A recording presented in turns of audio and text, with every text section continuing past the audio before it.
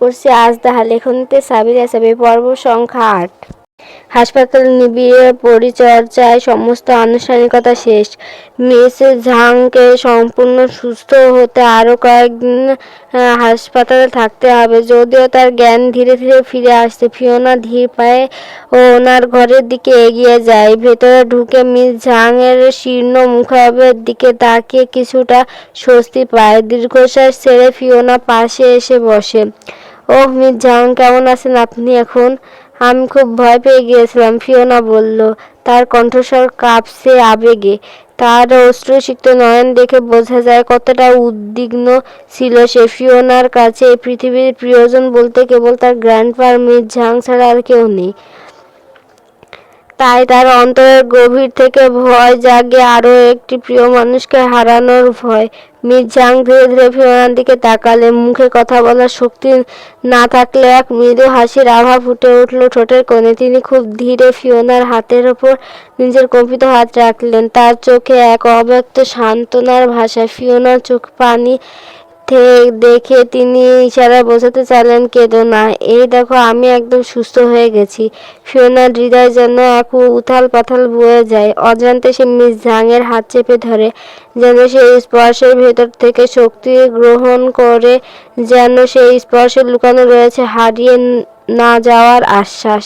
ফিওনার ধীর হাতে ফোনটি উঠিয়ে নিল। ফোনের অপর প্রান্তে গ্র্যান্ডপা, তীব্র উৎকণ্ঠার সুর ফিওনার গলায়। গ্র্যান্ডপা, মিস ঝাংয়ের অবস্থা খুবই গুরুতর ছিল, স্ট্রোক হয়েছে, তবে এখন ধীরে ধীরে জ্ঞান ফিরেছে।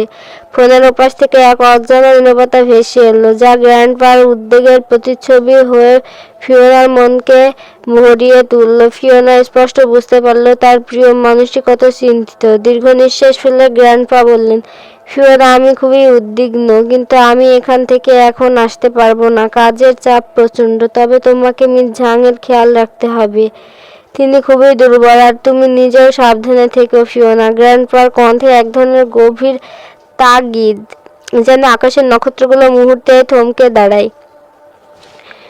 ফিওনা তার প্রতিটি শব্দকে মনের গভীর অনুভব করল। সেই শীতল সুরের ভেতর ছিল অনিশ্চয়তার ছাপ।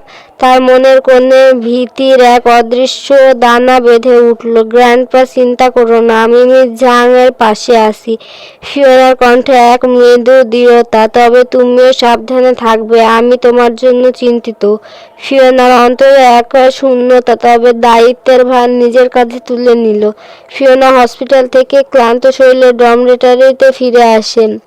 দরজা হালকাভাবে ঠেলে ভেতরে প্রবেশ করতে দেখতে পায় লিয়া বিছানায় বসে, হাতে মোবাইল ধরা। মোবাইলের আলোয় লিয়ার মুখটা স্পষ্ট দেখা যায়, তবে তার চোখে এক অজানা চিন্তার ছাপ। ফিওনাকে দেখেই লিয়া হঠাৎ উঠে দাঁড়ায়, কণ্ঠে স্পষ্ট উদ্বেগ মিশে আছে। কোথায় ছিলে তুমি, আর ফোন ধরনি কেন? আমি কতবার কল করেছি জানো, আমি ভীষণ উদ্বিগ্ন ছিলাম। ফিওনা ধীরে ধীরে বিছানার পাশে এসে বসল। লিয়ার উদ্বিগ্ন প্রশ্নগুলো ফিওনার মনে এক অদ্ভুত মুহূর্তের বিদ্ধ হলো। ফিওনার মনে হচ্ছিল যেন লিয়ার প্রশ্নগুলো তার মনের গোপন রহস্যগুলোর উন্মোচন করার জন্য এসেছে। কিছুক্ষণ নীরব থেকে ফিওনা মৃদু স্বরে বলতে শুরু করলো, মিস ঝাং হঠাৎ অসুস্থ হয়ে পড়েছিল, তাকে নিয়ে হাসপাতালে যেতে হয়েছিল, স্ট্রোক হয়েছিল, তবে এখন অনেকটা সুস্থ। আমি শুধু তার সাথে ছিলাম, তাই ফোনটা খেয়াল করতে পারিনি। লিয়ার মুখের রেখা মৃদু চিন্তিত ছাপ পড়ে, তবে ফিওনা সব বললেও জ্যাসপারের বিষয়টি এড়িয়ে যায়, যেন মনের কোনো এক গভীর গোপন কোণে সেই স্মৃতিটি বন্দি করে রেখেছে। লিয়া দীর্ঘশ্বাস ছেড়ে বলে, তুমি যদি চিন্তায় ফেলে দিয়েছিলে আমাকে, কিন্তু যাই হোক, এখন তুমি ফিরে এসেছো, এটাই তো সব থেকে গুরুত্বপূর্ণ। ফিওনার ভেতরে এক অদ্ভুত অনুভূতি খেলে গেল, কিন্তু সেটা বাইরে প্রকাশ করে না। কিছুক্ষণ বিশ্রামের পর ফিওনা ধীর গতিতে উঠে বসে। রাত গভীর, চারদিকে নীরবতা বিরাজ করছে। সে নিজের ল্যাপটপটা টেনে নিয়ে এসে ডেস্কের সামনে চেয়ারে বসলো। পর্দার মৃদু আলো তার মুখে পড়তে যেন তার চিন্তাগুলো আরো গভীর হলো। সে ইমেলটা খুললো, জ্যাসপারের মেইল। মনে এক অজানা উদ্বেগ। ইনবক্সে এক মুহূর্ত চুপ করে থাকার পর সাহস করে কয়েকটা শব্দ টাইপ করে পাঠালো, হাই আম ফিওনা। প্রান্তিকের নীরবতা যেন তাকে ভীষণভাবে গ্রাস করলো। কোনো উত্তর নেই। ফিওনার মনে হতাশার ছায়া স্পষ্ট হলো। ধৈর্যচ্যুত হতে হতে ল্যাপটপটা বন্ধ করার উপক্রম করলো। ঠিক তখনই পর্দায় এসে ভেসে উঠল রিপ্লাই এসেছে, এখনো জেগে আর এত রাতে টেক্সট।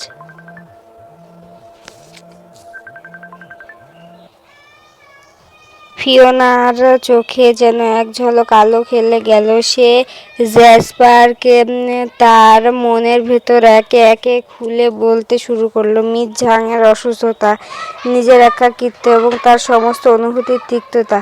ওর প্রতিটি শব্দে যেন ফিওনার অন্তরের গোপন কষ্টগুলো ব্যক্ত করছিল। জ্যাসপার মনোযোগ দিয়ে শুনল, তবে তার মনের গভীরে এক অপ্রত্যাশিত অস্থিরতা কাজ করছিল। ফিওনার মেসেজগুলো পড়তে পড়তে তার ভ্রু কুঁচকে উঠল। মনে মনে সে চাপা স্বরে বলল, উফ,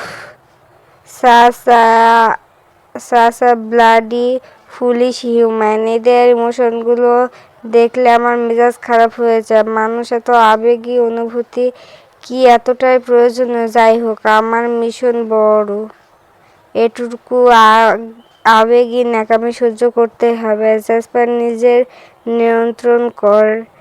টেম্পার হারালে কিন্তু চলবে না। নিজেই নিজেকে বলতে লাগলো। তবুও জ্যাসপার তার মুখে কোনো অস্বস্তির ছাপ না ফেলে বরং তার বার্তা ফিওনাকে শান্ত করতে শুরু করে। ফিওনা, আমি জানি সময়টা এখন তোমার জন্য অত্যন্ত কঠিন।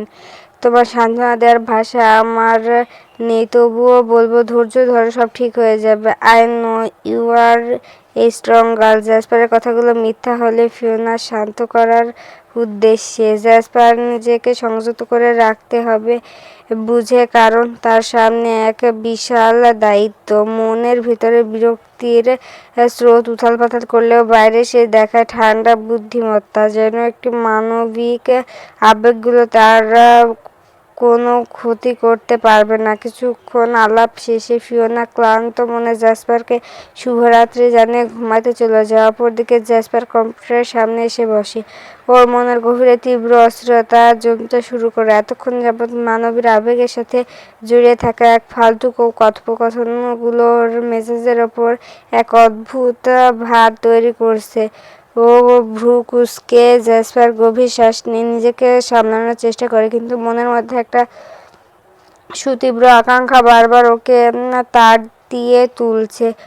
কতক্ষণ ধরে এই হিউম্যান মেয়েটার সঙ্গে এত নিরর্থক বকবক করতে হলো।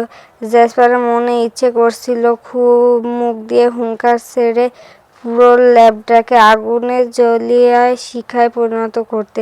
তার শরীরের ভিতর দিয়ে প্রবাহিত ড্রাগনীয় শক্তি এক মুহূর্তের জন্য ছাপিয়ে উঠল, যেন সামান্যতম সুযোগ পেলে চারদিকে আগুনের গোলা বর্ষণ করবে। কিন্তু ঠিক তখনই ল্যাবের দরজা ধীর পায়ে আরেকজন ড্রাগন প্রবেশ করে। জ্যাসপার তার মেজাজ সামলাতে না পেরে টেবিলের ওপর মুষ্টি আঘাত করলো। রাগে তার চোখ দুটো আগুনের মতো জ্বলছিল। সেই মুহূর্তে থ্যারিনিয়াস রুমে প্রবেশ করলো। মুখে কঠিন এক দৃঢ়তার ছাপ। সে সোনালি রঙের ড্রাগন, চেহারায় মৃদু দৃপ্তি ছড়ানো, তবে মানব রূপে। তার উপস্থিতি এক বিশেষ গুরুত্ব বহন করছিল। সে ছিল ভেনাসের অন্যতম প্রাচীন ড্রাগন। নাম তার থারিনিয়াস। থারিনিয়াসের চোখে বিদ্যুতের মতো ঝিলিক। হাতে এক বিশেষ তথ্য নিয়ে সে জ্যাসপারের সামনে দাঁড়ালো। জ্যাসপারকে সম্মান প্রদর্শন করে ল্যাবে ঢোকার অনুমতি দিল। প্রিন্স অরিজিন, বিশেষ তথ্য রয়েছে। থ্যারিনিয়াসের কণ্ঠ গভীর ও দৃঢ় ছিল, যেন শতাব্দীকাল ধরে লুকিয়ে থাকা কোনো গোপন বার্তা সে প্রকাশ করতে চলেছে। জ্যাসপার চোখ তুলে তার দিকে তাকালো। রাগ ও অবসাদ এক মুহূর্তের জন্য মিলে গেল। সম্বিত ফিরে পেল সে। বুঝলো থ্যারিনিয়াস যে বার্তা নিয়ে এসেছে সেটি অবহেলার নয়। কি তথ্য নিয়ে এসেছো থ্যারিনিয়াস? জ্যাসপার ধীর অথচ গভীর কণ্ঠে জিজ্ঞেস করলো।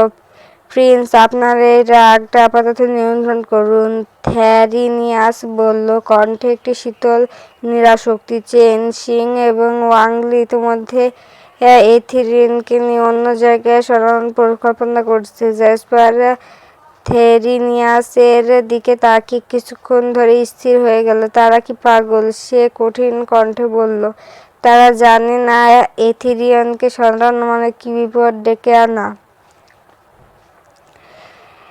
থ্যারিনিয়াস মাথা ঝাঁকিয়ে বলল, তারা জানেন না, কিন্তু তারা নিজেদের লাভের কথা ভাবেছে। এথিরিয়নের ক্ষমতা ব্যবহার করে ওয়াংলি চিরন্তন জীবন পেতে চায়, আর চেন সিং তার বিজ্ঞানী হবার আকাঙ্ক্ষা পূরণ করতে চায়। আমরা যদি দ্রুত কিছু না করি তাহলে এথিরিয়নের ড্রাগন শক্তি তাদের হাতের মুঠোর পড়ে যাবে। জ্যাসপার তার পাঁচ দাঁত চেপে বলল, আমাদের আর বেশি সময় নেই। আমরা এথিরিয়নকে রক্ষা করতে পারবো না যদি তার আগে পদক্ষেপ না নিই। এখন কিছু করতে হবে। থ্যারিনিয়াস সম্মতি জানে বলল, ঠিক প্রিন্স, আমাদের দ্রুত পরিকল্পনা করতে হবে। তারা যে কোনো মুহূর্তে এথিরিয়নকে পুড়িয়ে ফেলবে। জ্যাসপার তার চোখে শপথের ঝিলিক নিয়ে বলল, আমি এথিরিয়নকে কিছুতেই সরিয়ে ফেলতে দেব না, আর ড্রাগন শক্তি হাসিলও করতে দেব না। জ্যাসপার গভীর চিন্তায় নিমগ্ন হয়ে কিয়ৎক্ষণ নীরবতায় ডুবে থাকলো। ভ্রু কুঁচকে রুমের দেয়ালের দিকে তাকিয়ে তার সম্বিত ফিরে আসতে শুরু করলো। মস্তিষ্ক দ্রুত একের পর এক পরিকল্পনার ছায়া খেলে গেল। সে জানে এই মুহূর্তে প্রতিটি সিদ্ধান্ত কতটা গুরুত্বপূর্ণ। একদিনের মধ্যে তাকে সেই মেয়েকে, ফিওনাকে ল্যাবে নিয়ে যেতে হবে। এই মানব বিটিকে ব্যবহার করে তাকে দ্রুত পদক্ষেপ নিতে হবে, কারণ এথিরিয়নকে মুক্ত করার সময় ফুরিয়ে আসছে। জ্যাসপার অনুধাবন করতে পারছিল, যদি এক মুহূর্ত দেরি করে তাহলে চেন সিং আর ওয়াংলির অপকৌশল সফল হয়ে যাবে এবং এথিরিয়নের শক্তি তাদের হাতের মুঠোয় চলে যাবে। যে কোনো উপায়ে তাকে সেখানে নিয়ে যেতে হবে। জ্যাসপার মনে মনে সংকল্প করল। হাড়ের গভীর ঠান্ডা এক অনুভূতি ওর শরীর জুড়ে ছড়িয়ে পড়ল। জ্যাসপার মস্তিষ্ক এবার আর কোনো সন্দেহ রইল না, এখানে ইতস্তত করার সময় নেই। স্যামুয়েল হার্ডিং লন্ডনের প্রবাদ প্রতিম বিজ্ঞানী, তার বিশাল ল্যাবরেটরির মধ্যস্থলে গভীর এক ষড়যন্ত্রের মগ্ন। নিস্তব্ধ রাতে ল্যাবের আলো আধারের ভেতরে দাঁড়িয়ে রয়েছে মিস্টার চেন সিং এবং তার পাশে অতি সূক্ষ্ম পরিকল্পনা জাল বোনা ওয়াংলি। দুজনের মস্তিষ্কে সূক্ষ্ম কূটকৌশলে এখন কেন্দ্রবিন্দু হয়ে দাঁড়িয়েছে এথিরিয়নকে চীন থেকে সরিয়ে ফেলার জন্য। এবার সময় এসেছে, চীন আর নিরাপদ নয়। চেন সিং ক্ষীণ স্বরে বলে উঠল, যেন তার প্রতিটি শব্দ ভারী এবং গভীর চক্রান্তের পরিচয় বহন করে। ওয়াংলি তার সদ্বৃত্তের প্রয়োগ আরও এক ধাপে এগিয়ে বললেন, আর যদি সে অভিশপ্ত জ্যাসপার ড্রাগন লন্ডনে এসে হাজির হয়, তাকে বিনাশ করতে হবে, অন্যথায় সে আমাদের সব পরিকল্পনা নস্যাৎ করবে। চেন সিং এর ঠোঁটের কোণে এক ঠান্ডা হাসি ফুটে উঠল। জ্যাসপার হলে তাকে এখন বন্দি করব, অথবা শেষ করে ফেলবো। এথিরিয়ন মুক্ত হতে পারবে না। আকাশের বাতাস থেমে গেল। এথিরিয়নের মুক্তি নেওয়া সিং আর ওয়াংলি এর পরিকল্পনা তীক্ষ্ণ এবং ভয়ঙ্কর এবং নিঃসন্দেহে পৃথিবীর পরিবর্তনের শক্তি ধারণ করছে। সকালবেলা সূর্যকে ভিজে ভার্সিটির পথ ধরে ধীরে ধীরে এগিয়ে যাচ্ছিল ফিওনা আর লিন। ক্লাস শেষে ক্লান্তি তাদের চেহারায় মাখা থাকলে এক কাপ কফির আশায় তারা কফি শপের দিকে পা বাড়ায়। পথে দাঁড়ায় এই মুহূর্তে ফিওনার চোখ আটকে গেল দূরে একটি সাদা রঙের বিলাসবহুল গাড়ি। দ্য সোহলার্স ব্রেউজ কফি শপের থেকে একটু সামনে সেই গাড়িটি দাঁড় করানো, যার দরজায় ধীরে ধীরে খুলছে। ফিওনার দৃষ্টি বিস্ফোরিত হলো, বিস্ময়ে ঢেউয়ে ভেসে উঠল মনের গহীন প্রান্ত। সেখানে দাঁড়িয়ে আছেন জ্যাসপার, মাস্ক আর সানগ্লাস ছাড়া। তার সেই চিরচরিত শরীর, শীতল ভঙ্গি আর তীক্ষ্ণ দৃষ্টি যেন সূর্যের রশ্মিতে বর্ণিত এক দেবদূত। তার রূপ যেন এই জগতের নয়। সোনালি রশ্মির প্রতিফলন গায়ের উজ্জ্বলতা ঠিকরে পড়ছে তার সাদা ফরমাল শার্ট আর কালো প্যান্টের সাথে যেন কোনো মানবিক রূপের ছায়া পড়ছে না। শার্টের 3টি বোতাম খোলা, হাতা গোটানো, যেন তার প্রতিটি পেশি চিন্ময় শক্তিতে উদ্ভাসিত। ফিওনার চোখের সামনে যেন এক মূর্তরূপে ঈশ্বরীয় সৌন্দর্য ধরা দিল। তার বাম কানে ঝাঁঝালো সাদা পাথরের গোলাকার দুল, যা সূক্ষ্ম অথচ বিশাল। তার গলায় এক অদ্ভুত অলংকার, যেন কোনো প্রাচীন যুগের লকেট, যার রহস্য ফিওনার বোধের সীমা ছাড়িয়ে। তার এক হাতে স্মার্ট ঘড়ি আর অন্য হাতে কঙ্কাল আকৃতির ব্রেসলেট। তার 4 আঙুলের গহনার ভয়ঙ্কর নকশা, যেন কোনো কালের মনস্টারকে বন্দি করে রাখা হয়েছে। জ্যাসপার ধীরে ধীরে ফিওনার সামনে অগ্রসর হয়। জ্যাসপার যেন এক স্বর্গীয় প্রতিমা, সুদূর দিগন্ত থেকে ধীরে ধীরে ধেয়ে আসা কোনো মহাজাগতিক দূত। তার প্রতিটি পদক্ষেপ যেন মাধ্যাকর্ষণ অস্বীকার করে, মসৃণ কিন্তু দৃঢ়। সূর্যের সোনালি আভা তার উজ্জ্বল চুলে মিশে গেছে, যেন সোনালি জ্বলে দীপ্তি ছড়াচ্ছে। তার অলিভ সবুজ চোখ এক ধরনের প্রখর তীক্ষ্ণতা, যা যেন দেখার সাথে সাথে মনের গহীরে পৌঁছে যায়।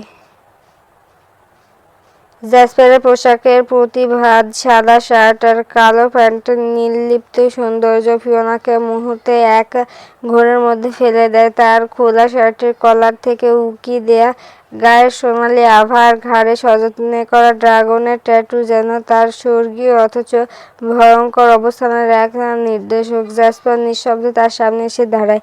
ফিওনার চোখ বিস্ফারিত, সে নির্বাক। তবে ফিওনার মনোযোগ টেনে নেয় জ্যাসপারের ডান ঘাড়ে এক অদ্ভুত ট্যাটু।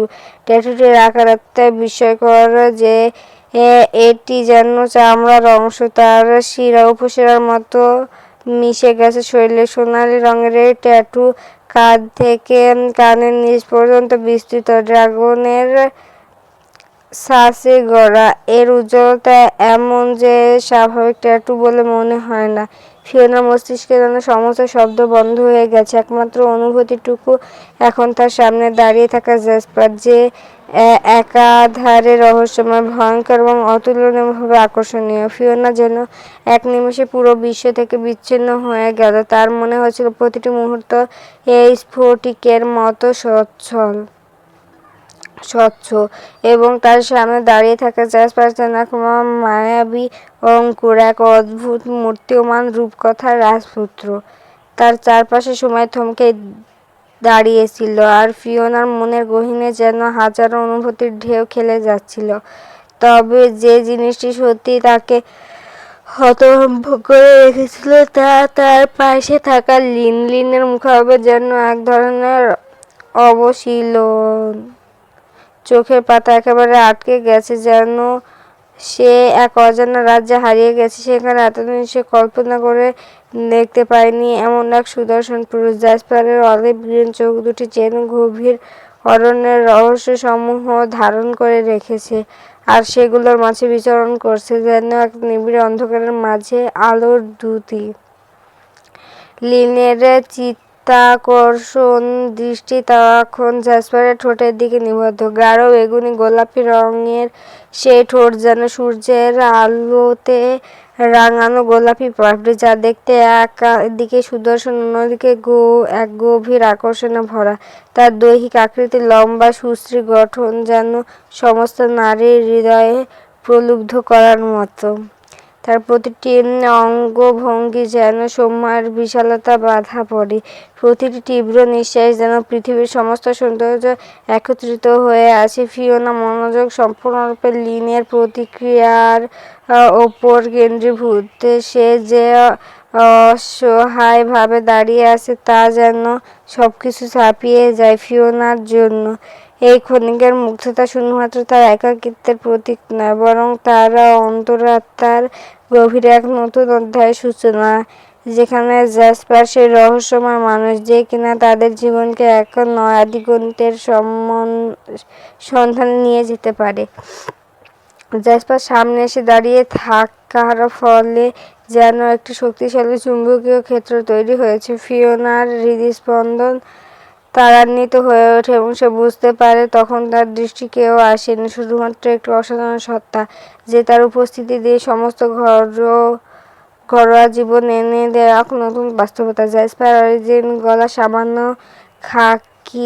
থাকিয়ে নিতন্তল, তার কণ্ঠস্বরে এক অদ্ভুত মাধুর্য ছিল, যেন পৃথিবীর সব ক্লান্তি ও বিষাদ দূর সরিয়ে এক স্নিগ্ধ অনুভূতি ছড়িয়ে দেয়। কি হলো, এভাবে কি দেখছো, কোথায় যাচ্ছিলে তোমরা? প্রশ্নটি ছিল খোলামেলা, কিন্তু তার চোখের চাহনি যেন এক অসীম গভীরতা বয়ে নিয়ে আসে। ফিওনা কিছুটা অপ্রস্তুত হয়ে বলল, আপনি ভার্সিটির সামনে এই সময় কি করছেন? জ্যাসপার হেসে উত্তর দিল, এখানে কিছু কাজ ছিল, কিন্তু তোমার দূর থেকে দেখলাম তাই চলে আসলাম। ভাবলাম মাছ ভালো করে আড্ডা দিয়ে যায়। লিন ফিওনার পাশে দাঁড়ায়, হঠাৎ উপলব্ধি করলে সে এই সুদর্শন পুরুষটি ফিওনার পরিচিত। সে দ্রুত ফিওনার দিকে তাকালো, যেন তার সঙ্গীর অভিজ্ঞতার গভীরতা আরো বাড়িয়ে দিতে চায়। ফিওনা বিষয়টি বুঝতে পেরে সংকোচমুক্ত কণ্ঠে বলল, এটা লিন, ও আমার খুব ভালো বন্ধু, আর এ হলো জ্যাসপার অরিজিন, যিনি আমাকে সেদিন বাঁচিয়েছিলেন।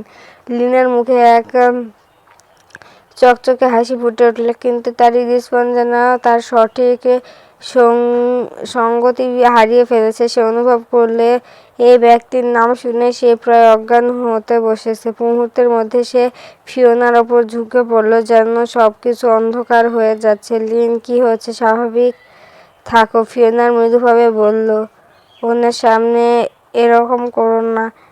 এখন তাদের সবার মধ্যে এক উত্তেজনাপূর্ণ অবস্থা বিরাজমান করছিল। জ্যাসপার এক পা সামনে রেখে বলল, চলো কফি শপে যাই, কিছুটা রিফ্রেশ হতে হবে। জ্যাসপার আগে হাঁটা শুরু করলো। ফিওনা আর লিন একটু অদ্ভুত ঝড়ের মধ্যে নিজেদের ধাক্কা দিয়ে পড়ে গেল এবং সঙ্গী হিসেবে চলল কফি শপে। কফি শপের দরজায় প্রবেশের সঙ্গে সঙ্গে গরম বাতাসে যেন স্নিগ্ধতা ঝোঁক বয়ে যায়। ফিওনা কল্পনাটা ডুবে গেল, মনে মনে ভাবতে লাগলো, কি অদ্ভুত এই মুহূর্ত, যেখানে একটি কফি শপের সাথে জীবনের এমন এক অদ্ভুত পরাবাস্তবতার ছোঁয়া লাগছে। জ্যাসপার চেয়েছিল ফিওনার সাথে একান্ত কথা বলতে, কিন্তু লিনের উপস্থিতি তাকে ভীষণভাবে বিরক্ত করছিল।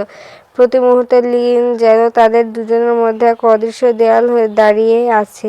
জ্যাসপার নিজেকে শান্ত রাখার চেষ্টা করলে তার ভ্রু কুঁচকে উঠেছিল। মনে হচ্ছিল ফিওনার সাথে এই অপ্রয়োজনীয় তৃতীয় ব্যক্তিরা উপস্থিত তার সহ্য সীমা ছাড়িয়ে যাচ্ছে। মনে মনে জ্যাসপার ভাবছিল, এই মেয়েটাকে এখন কি করে সরাবো। তবুও বাইরে থেকে সে নির্লিপ্ত থাকার চেষ্টা করছিল, মুখে এক চিলতে হাসির রেখা। ফিওনার দিকে তাকিয়ে ভাবল, কত সহজে এই মানুষগুলো নিজেরাই নিজেদের জন্য এত বড় জটিলতা তৈরি করে। কফি শপের একটি নির্দিষ্ট টেবিল অবশেষে তিনজন বসে। পরিবেশটা ছিল স্নিগ্ধ, কিন্তু ভেতরে একটা অদ্ভুত উত্তেজনা বিরাজ করছিল। জ্যাসপার মস্তিষ্কে ভাঁজে ভাঁজে ছিল সংকোচ। এই পৃথিবীর খাবার তার ড্রাগনের শরীরের প্রকৃতির সাথে খাপ খায় না। বুঝে শুনে গভীর চিন্তামগ্ন সে অবশেষে অর্ডার করে সুমাট্রাক ডার্ক রোস্ট কফি। এই কফির মিশ্রণে যে ঝাঁঝালো মশলার গন্ধ আর সুমাত্রা দ্বীপের পাথুরে গন্ধ, তা যেন জ্যাসপারের ভেতরে বিস্ময়কে খুঁচিয়ে তোলে, তার রাগান্বিত মনের শান্তির পরশ দেয়। অন্যদিকে ফিওনা তার লিন একান্ত মেতে ওঠে নিজেদের আলোচনায়। তারা অর্ডার করে কোল্ড ব্রিউ কফি, একটি মৃদু শীতল পানীয়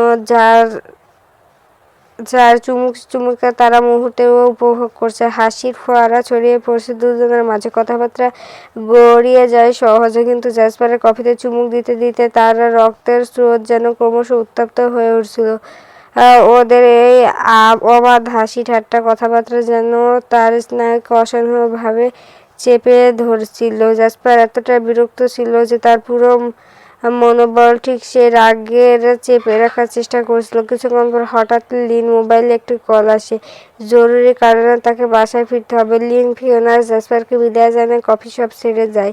বিদায় নেওয়ার মুহূর্তে জাসপারের মনের এক কোণায় স্বস্তির নিঃশ্বাস বইতে শুরু করে। শেষমেশ ফিওনার সাথে একান্ত কিছু সময় কাটানো যাবে।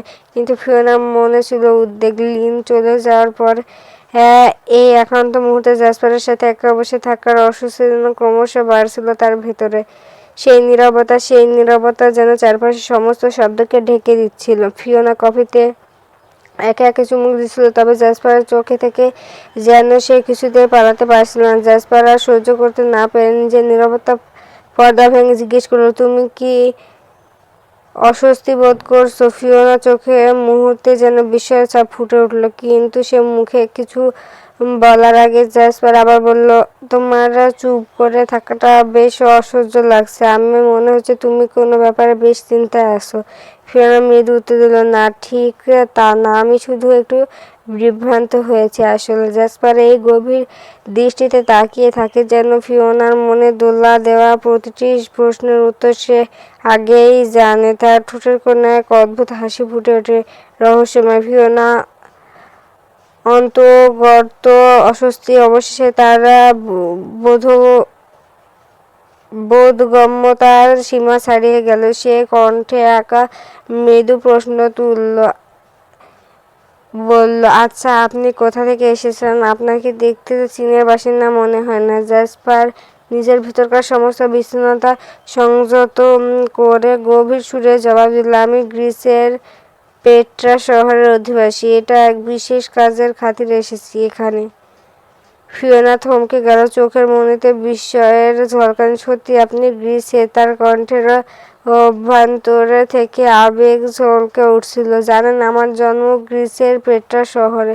আমার বাবা ছিলেন ওখানকার বিখ্যাত বিজ্ঞানী। জাসপারের চোখের কোণায় এক প্রকার হকচকিয়ে অভিব্যক্তি ফুটে উঠল, যদিও তা ছিল খুবই অল্পক্ষণের জন্য। সে তীক্ষ্ণ দৃষ্টিতে তাকে বলে, তুমি তাহলে গ্রিসে? তবে এখানে চীনে কেন?